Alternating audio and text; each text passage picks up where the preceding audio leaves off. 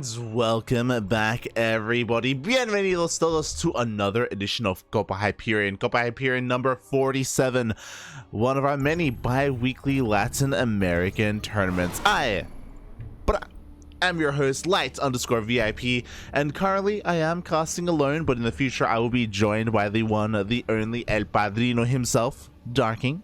Of course, will be later on, but for the time being, I'm here, and I am joined by these lovely two players. And spawning in the bottom right-hand corner of Moondance ESL, we have the Peruvian Protoss, representing Unidos por el Vicio. It is SabeRLighT.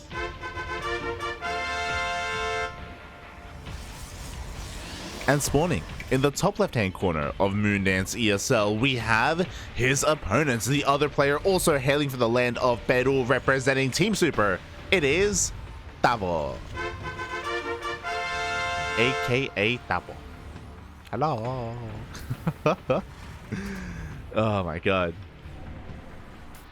It has been quite some time indeed since we've been able to cast these players, especially Tavo. Tavo's been on a bit of a hiatus. I know we did cast him last week, I believe, but before that, it's been like a month, 2 months. It's been a long time. Tavo did take a bit of a break, focusing a lot more on his studies, as can be expected. You know, a lot of these players aren't full-time players. They do either work or study or even both.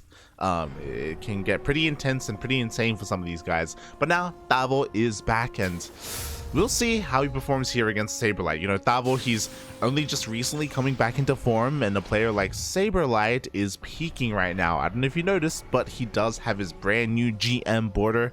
It is at the start of the season, and GM is a little bit easier to get right now compared to later on. But regardless, he is GM nonetheless. And yeah, we'll see if SabeRLighT can make something happen here. He is more of the underdog, but he's also kind of the rising star. You know, he's been slowly improving over the past couple of years. We've seen him here go from Diamond to Masters to now GM. It's pretty sick. Can he go even further? We shall see. So far, pretty standard openers. We do have the Adept coming out here from SabeRLighT. Tavo playing this out relatively safe. Again, because Tavo did end up skipping his Reaper, he went Marine first. He already has a bunker on the way to make sure that his CC is safe and sound, and that the Adept doesn't cancel it. It doesn't delay it, I should say. So everything's looking pretty stock standard for the time being. There we go. The bunker's going to finish up, and the Marine can dive in. There are some turn players that are a little bit greedy and they skip this bunker. But again, Tavo just wants to play this safe and sound. He doesn't want to throw anything away. He doesn't want to lose any kind of lead early on. So he's just kind of chilling here back at home.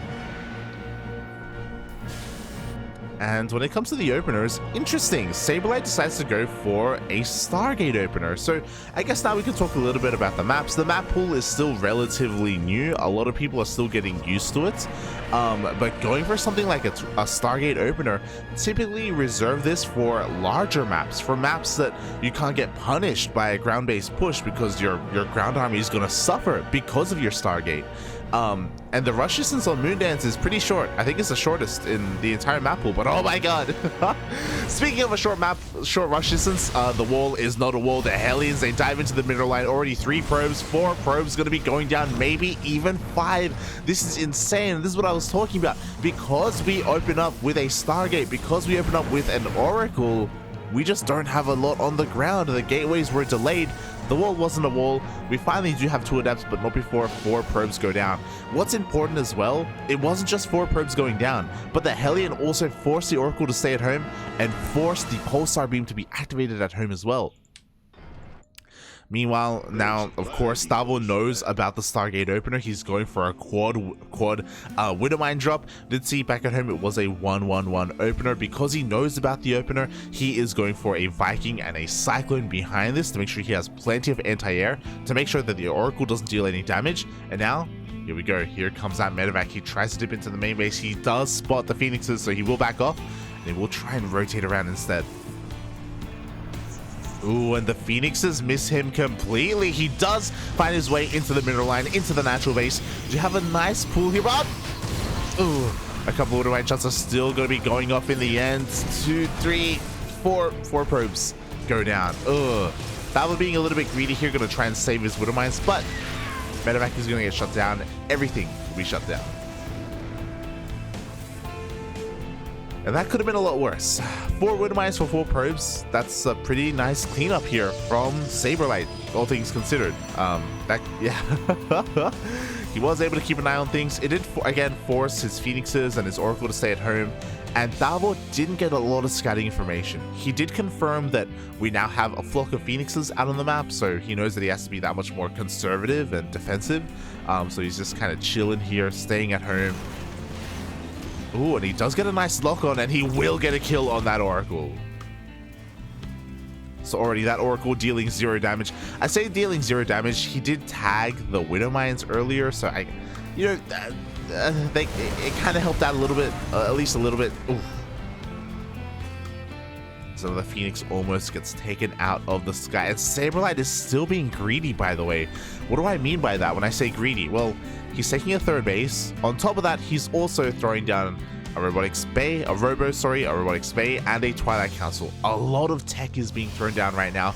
We're working off of very few units, working off of 2 Adepts and 4 Phoenixes. That's the point of these Phoenixes. We have map control right now. If a push out was coming, if a move out was coming, SabeRLighT will have eyes on it, and he can slow it down, and he can prioritize on an army. Because he knows his opponent's being contained, he can afford to be this greedy. And he is looking to just ramp on up in that army in the coming moments, in the coming minutes. Meanwhile, Tavo taking his own 3rd base. Also the pocket 3rd, I don't really like this. It makes sense for SabeRLighT because, you know, he's like taking a bunch of risks and he doesn't want to take too many.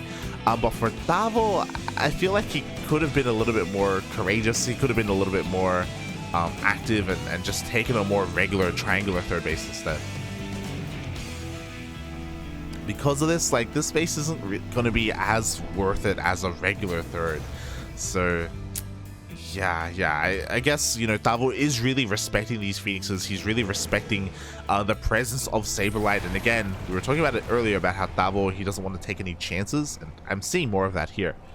I'm surprised to see Tavo like playing a little bit safe and playing a little bit scared.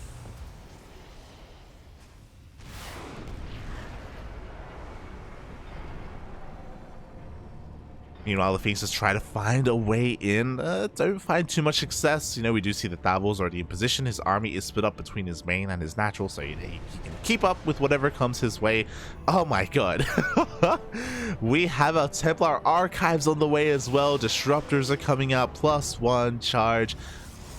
Additional gateways are finally being thrown down, so now SabeRLighT can start focusing on, again, supplementing his army. He's taking a 4th. My god, SabeRLighT is getting away with murder right now. Like, look at the army supply. He has less than half the army supply of Tavo. Tavo is pushing out, and now is the moment when SabeRLighT is the most vulnerable. We see a scan, Tavo confirming there's no 3rd base, at least at the triangular 3rd. He's going to be rotating over towards the northern side instead. The Phoenixes do spot the army, but they don't pick anything up. Ooh. In the end, 1 Phoenix will go down. Disruptor shot goes off, but again, a little bit premature, and we needed that Nova. Here we go. The charge-ons are coming on in. We do have a pickup on the tanks, but the Widow Mines have borrowed. The shots are going to be going off, and it looks like there may just be a little bit too much Terran. Another Nova goes off, but again, it doesn't really connect with anything. Uh-oh. With that, down goes a cannon. Down goes a shield battery. Down will go this 4th base. Is it the biggest of deals? I mean, SabeRLighT does have that pocket 3rd, so it's okay. He can afford this. He also kept the majority of his army alive. He just doesn't have much of an army. Another Nova going off, hoping to catch Tavo, but again, Tavo hasn't taken a single Nova to the face. SabeRLighT forced to expand towards the southern base instead. And again, he kept his Disruptors alive for the most part. He did lose 1 of them. Looking at the units lost tab, he lost... Ooh, I didn't even notice this. He lost all of his Phoenix. He only has a single one left. So, again, the Phoenixes didn't pay for themselves either. We went for a Phoenix opener, and I mean, I guess they gave SabeRLighT map control, but they didn't deal any damage. They didn't pick off any real units.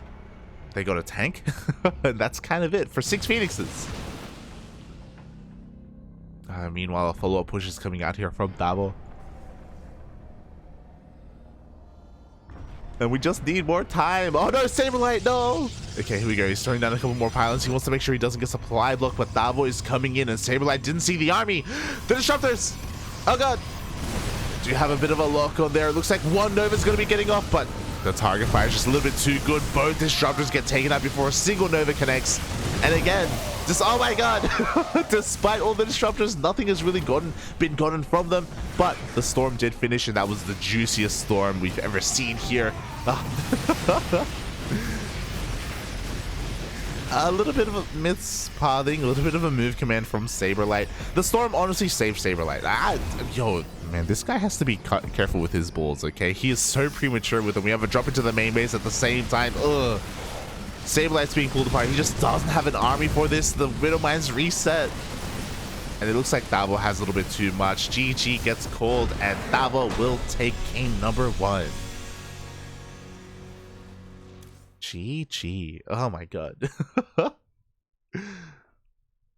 SabeRLighT was honestly keeping up pretty well for quite some time there. I was looking, he made more workers, he had more bases, he had better tech.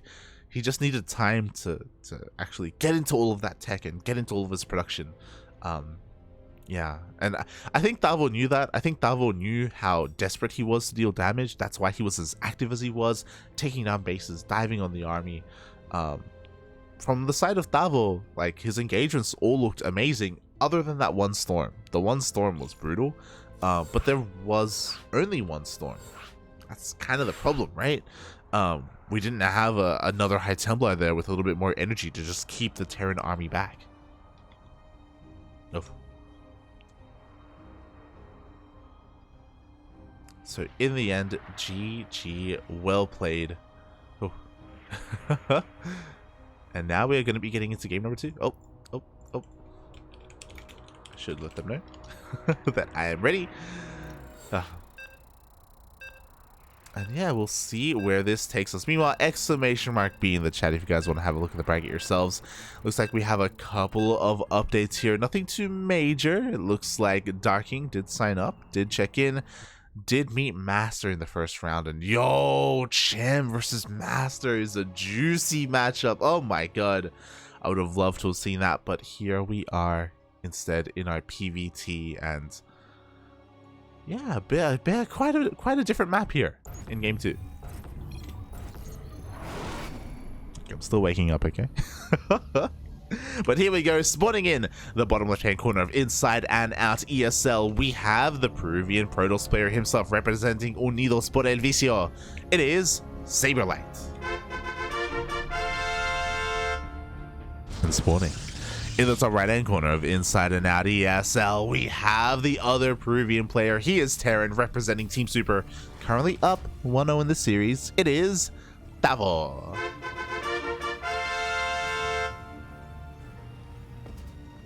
Or as we like to call him, Tavo. Again, for those who maybe started watching the CranKy Ducklings this year, maybe a little bit newer to the pond, Tavo is my adoptive son. Why do I call him the adoptive son? Well, you know, Tavo has a brother called Neo, and they were kind of joined by the hip when they first started competing, and when they first got GM, and then when they were first kind of making a splash on the scene. Because Tavo and Neo kind of like grew up together in a sense when it comes to competing in StarCraft. They're both really good friends. They both practice a lot together. And back in the day, they were both on the same team. They were both on Exxon. I don't know if you guys remember Team Exxon back in the day. And eventually Exxon was acquired by Psystorm Gaming, and I believe they were both a part of Psystorm for a while. And when that happens, the CranKy Ducklings was forming its pro team, and we're like, yo, I would love you guys, but I could only afford one of you. And in the end, I went for Neo. We kind of broke up the brothers a little bit. You know, Neo and Tavo, they were inseparable until we came in. I would have loved to have gotten both of them, but we couldn't afford them at the time. So we got Neo, and Tavo stuck with Psystorm Gaming for a while instead. But, you know, despite that, like, I still love Tavo. You know, he's still, you know, related a little bit. The brother of my son, the brother of Neo. And yeah, I do have a soft spot in my heart for him, which is why, you know, I'm a little bit worried for him when I see a proxy coming out on the map. Oh boy. So we do see both players switching things up a little bit here. Tavo goes for an NG block, and there's a lot of HP on this engineering bay, a lot of progress here on the build time. Why? Well, because SabeRLighT didn't check his natural for a long time because of the proxy. So this NG bay is being quite annoying. Thankfully, because there's a proxy, SabeRLighT wasn't going to expand anytime soon anyway. He invested in his tech more than his economy, and the Starport, yeah, Stargate is finishing up. Meanwhile, Tavo knows that something is up and he's going to scout. Oh my god. And Tavo, skirting the edge of the map, just stumbled across this proxy. Now he's fully aware. There we go. We see a cancel on the natural base. He knows that this Oracle is going to be here in a couple of seconds, and he needs to get ready. Oh god. Wow, the wall was not a wall, but the Adept doesn't get into the main base. Meanwhile, we have a bunker on the high ground. It's gonna help against the Adept, not so much against this Oracle. The Oracle is gonna be looking to dive into the main base. Right now we have a tech lab on the way in the factory. It looks like we want to get into a Cyclone as soon as possible. A Cyclone, and we have our CC being built on the high ground, not a starport. Oh, we actually were opening up 2-1-1. Oh boy. Meanwhile, Tavo checking, making sure that the Adept has come and gone as well. Making sure his base is safe and sound. Cyclone is on the way. Luckily for Tavo, SabeRLighT is holding onto his oracles. He's going to have 2 oracles here towards the top left-hand corner of the map. With this, he's going to be able to one-shot workers, but because of this delay, it gives Tavo plenty of time to make a Cyclone. Here we go. The oracles are en route. They're going to be diving into that main base as soon as possible. They're going to be coming in from the south. I love it, you know, kind of unexpected route. And Tavo is already here with his first Cyclone. Only one Cyclone. The Marines are a bit of a ways off, but with all of this coming together, Tavo should have enough to defend. But oh my god, the Cyclone gets focused down. The repair was not fast enough. The Cyclone goes down, and now so will the workers. 1, almost 2, up. 2 SCVs do get picked off. Oracles have to be very careful here, even getting a Marauder. Oh, they take a lot of damage though for their troubles, and was this worth it? A Cyclone, 2 SCVs, and a Marauder, that's okay damage and a full scout on the main base, but let's be real, these 2 Oracles alongside a proxy has to do a little bit more damage. Almost gets a 3rd SCV, but Tavo was quick to pull that back. And behind this, SabeRLighT is trying to transition. Likewise, he is skipping his Twilight Council, or I should say, he's delaying his Twilight Council. He went straight for a Robo. He's going straight for a Robotics Bay. So like last game, he wants to go into either Fast Colossus or Fast Disruptors. One or the other. He's going to have a very vulnerable Colossus or Disruptor. He doesn't have a lot on the ground to protect it, but again, the goal of this is to just get into that splash damage production as quickly as possible, so when we get into the mid game, we're going to have 3 or 4 Colossus already. And Tavo, because both Oracles are still alive, like, I'm sure he feels a lot of pressure to stay at home, but he doesn't. Uh-oh, but he gets tagged. It's one of those things where I'm like, do we really want to leave home right now? Well, not really. And he tries to bypass the army. He does get seen on the way, so SabeRLighT is fully aware. There we go. He warps in a wave of stalkers to defend. And he tagged the army, so he does have eyes on this drop. There we go. Another tag here, this time on the Medivacs as well. Oh my god. Meanwhile, SabeRLighT investing even more in the proxy on the top left. You have a gateway being thrown down. Tavo still hasn't seen the follow-up yet. He doesn't know if it's a Twilight Council or a Robo. He sees the Immortal. He sees the Colossus. I'm sure a part of him is thinking, is that a hallucination? But it isn't. It isn't. It is real. There we go. Now he has confirmation that it is real. And now Tavo knows, okay, that means his blink is going to be late. His charge is going to be late. But to make up for that, he's going to have a lot of Colossus.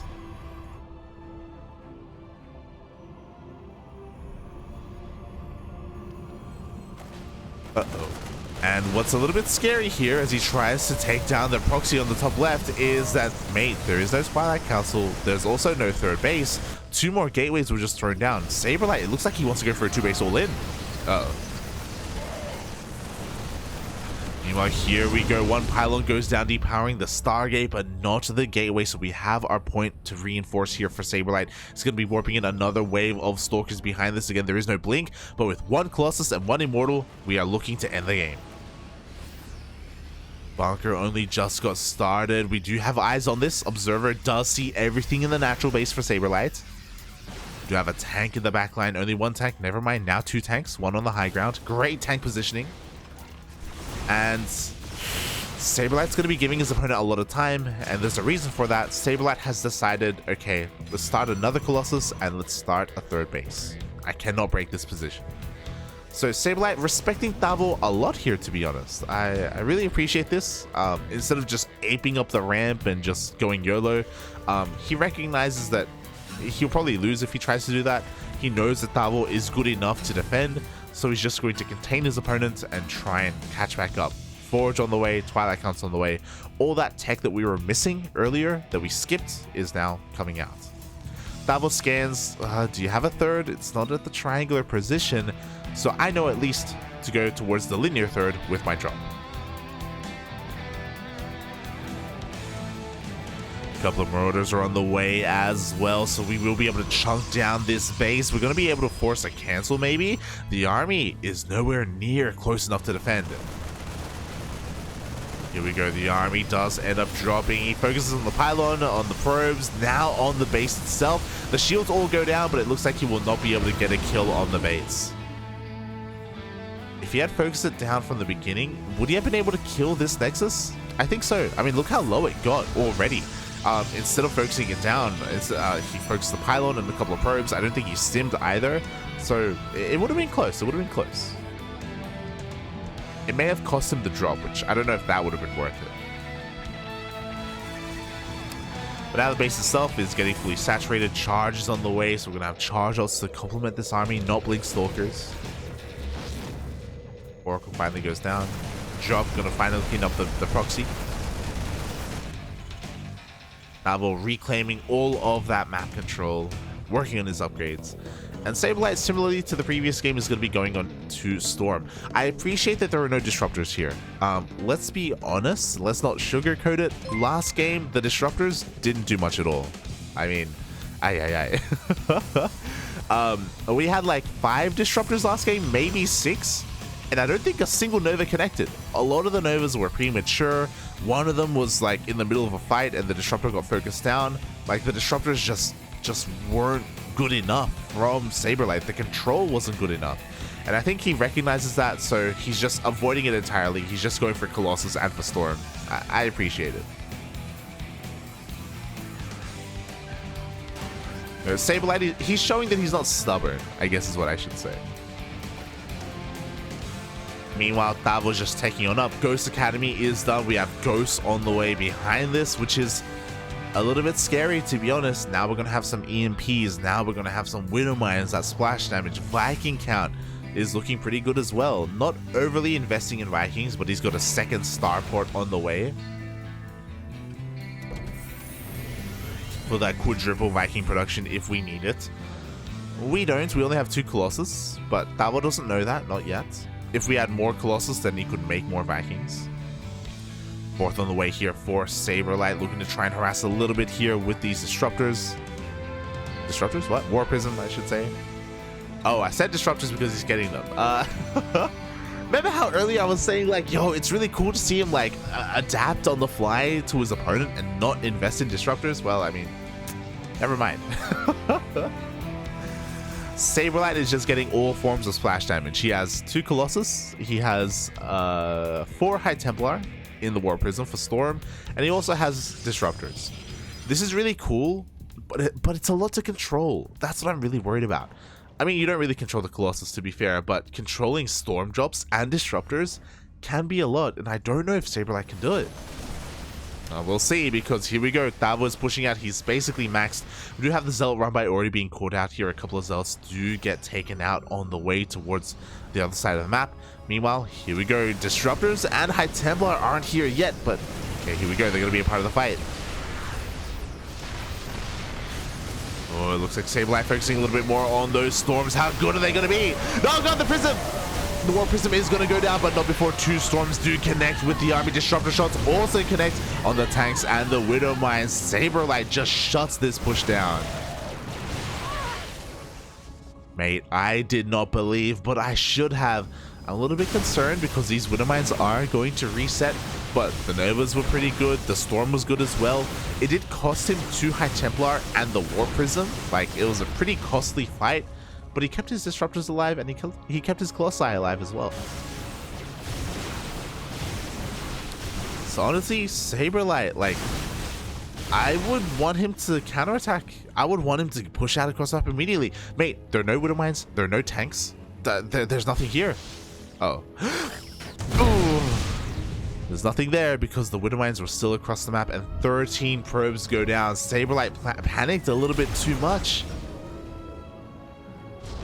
He was responding, but he just clumped everything up in the end. So Tavo did deal some economic damage. He's ahead when it comes to the worker count. He's equal in bases. But he has a weaker army. And I'm worried that SabeRLighT doesn't recognize that. Right now is when Tavo is the most vulnerable, is when SabeRLighT is the strongest. But he's focusing a lot more on maxing out. He's making more disruptors. He's working on his upgrades. He's probing up, replacing what he just lost. And he's giving Tavo more of a chance, more of an opportunity.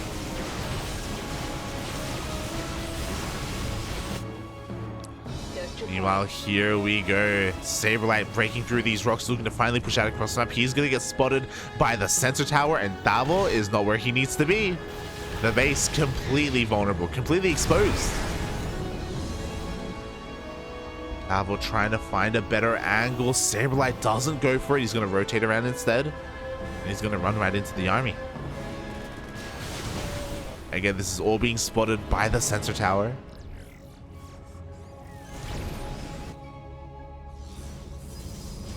Bearing in mind, 4 High Templar are in this War Prism. You see Tavo trying to come in from behind as well. The War Prism is looking a little bit exposed. Oh my god. Oh, and the Prism goes down with 4 High Templar inside. No more Storms are going to be available with this army. Disruptors are being focused on left and right. The Colossi fall immediately. And this is the Tavo that we saw in game 1. He dodges every single Nova. He just completely obliterates this army. Not a single Nova connected, not a single Storm connected. The Colossus just, again, they're just non-existent. Tavo, that was crazy. The EMPs were on point as well. And this is the Tavo that I expected to see when I saw him push out and hit the 3rd base, you know? Like, Tavo was a lot more serious with that fight. He was a lot more prepared. He saw the army. He knew the angle of attack. And now SabeRLighT, he gets knocked down to 2 Disruptors and 4 High Templar. And those High Templar, they were just warped in. They actually don't have enough NG for a Storm. Give them some time and they will have 1 Storm each. Tavo rotating towards the bottom right-hand corner of the map, looking for another base. He scans, confirms that the triangular 3rd was taken instead. Here we go. We need some Novas. The Novas are going to save us. They both go off, but they don't connect with anything. We're going to have a Storm. There we go. 2 Storms get thrown down. 2 more are going to be available soon. But Tavo's so careful with his army control. The Madman is maxed, by the way. He's coming in from across the map. And he has transitioned into Liberators. And there is no answer to Liberators right now. We do have Blink. Don't get me wrong. But Blink is only half an answer, really. Oh my god, there's so many ghosts. Here we go. Liberation zones are just going to zone SabeRLighT out of his own base.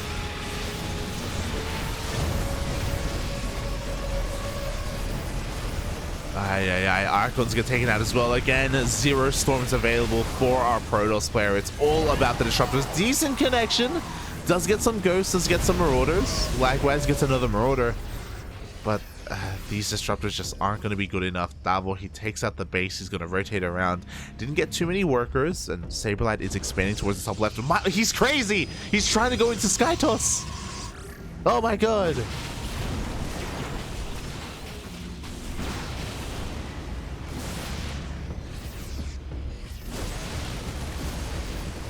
But that's never gonna happen.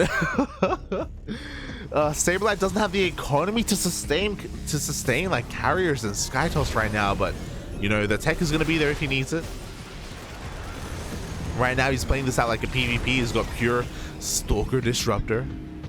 The Disruptor count is looking pretty high, don't get me wrong. With a couple of EMPs to connect with half of the army. Liberation Zone slowly encroaching on SabeRLighT. Does have the high ground, so he does have the defender's advantage here. But Tavo doesn't know about the base, and soon he will. Oh! SCVs are getting busted. There we go. He's going to be able to clean up all these zealots. They are going to be buying SabeRLighT a little bit of time. Unfortunately, Tavo saw the Stargate. He knows that something is up. He knows that a base has been taken. Oh god, a little bit of an awkward position here. Yo, SabeRLighT already getting on top of the army. At the same time though, double drop into the natural. SabeRLighT just doesn't have the supply to split up. Forces a recall. Oh no. And just like that, Tavo, he focuses down 2 of the disruptors, and that just signals Tavo to push in towards the 4th. Again, SabeRLighT just didn't have enough army to just correctly split between both of his bases. And he's gonna try and hold on. He still has a couple of disruptors remaining. The Novas go up. They only get a single Marauder.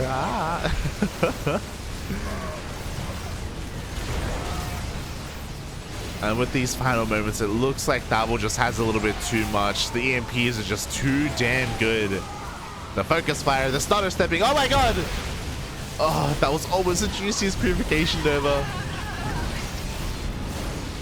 The focus fire is insane. The Vikings land. GG gets called, and Tavo will take the series. GG. Oh my god.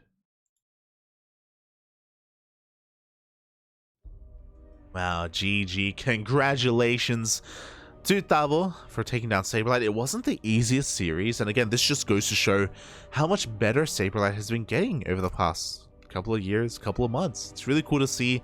He's peaking right now. He is looking close to taking games off of some of these pro players, some of these semi-pro players. So I'm really impressed with how SabeRLighT was able to pull that off, especially with that very first fight at his 3rd base. I did not believe. I was like, mate, this guy has 3 forms of splash damage. Can he do this? Can he pull it off? And he did. Yeah, I was really impressed. GG, well played. But of course, congratulations to Tavo as he moves on here to the semi-finals. Before we get too far ahead of ourselves though, I want to give a massive shout out to Nodokasa in the chat for subscribing for 15 months. That's a lot of months. That's over a year. Thank you. Thank you so much for all of the support. Yeah, we really do appreciate it. It's thanks to people like Nodokasa that we're able to run the tournaments that we can, to support the players that we can as well. Thank you, Nodokasa. Thank you.